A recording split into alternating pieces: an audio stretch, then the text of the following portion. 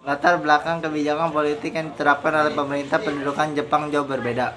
Dengan pemerintah kolonial Belanda, pemerintah pendudukan Jepang menerapkan kebijakan pemerintah militer untuk menghadapi Perang Asia Timur Raya. Tenaga pemerintah mulai dipekerjakan untuk membangun perbekalan perang Jepang di wilayah selatan. Pemerintah Jepang juga membagi wilayah Indonesia menjadi 3 bagian agar lebih mudah untuk mengendalikan keadaan. Gerakan A3. Organisasi ini adalah organisasi pertama yang dibuat Jepang pada Maret 1942. Diketuai oleh Mr. Samsudin. Yang dimaksud dengan gerakan A3 adalah Nippon Cahaya Asia, Nippon Pelindung Asia, dan Nippon Pemimpin Asia. Gerakan ini bertujuan untuk memakmurkan bersama, namun organisasi ini tidak bertahan lama. B. Putra. Pada 16 April 1943, Putra dibentuk oleh 4 serangkai.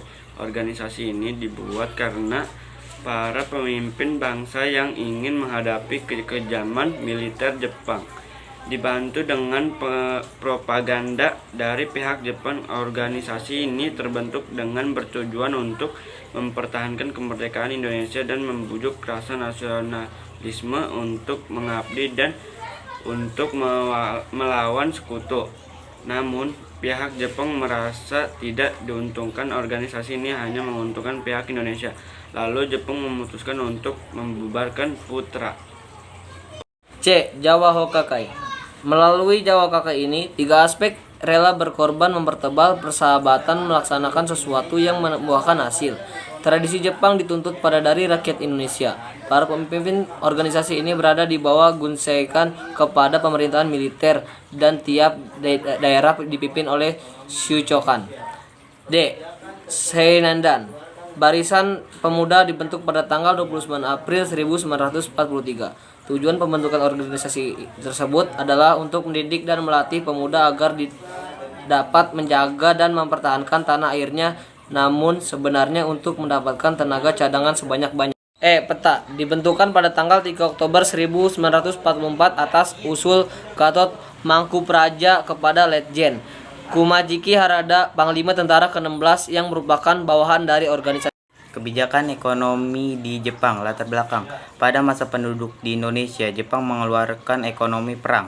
Ekonomi perang merupakan kebijakan yang digunakan untuk menggali semua kekuatan ekonomi di Indonesia. Kebijakan tersebut dikeluarkan untuk membantu kegiatan Jepang yang sedang menghadapi Perang Dunia Kedua, dan semua kegiatan ekonomi diarahkan untuk memenuhi kebutuhan ekonomi perang.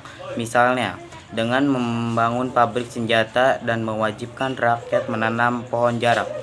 Tahapan kebijakan pemerintah Jepang dalam bidang ekonomi. 1. Tahapan pengusaha eksploitasi.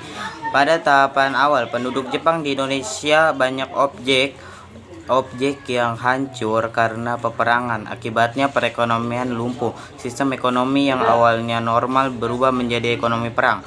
Tahapan ini merupakan usaha pemerintah Jepang untuk mengambil semua aset maupun pusat-pusat pengendalian objek-objek yang disita seperti perkebunan, pabrik, dan perusahaan. Setiap penduduk wajib menyerahkan kekayaan pada pemerintah Jepang.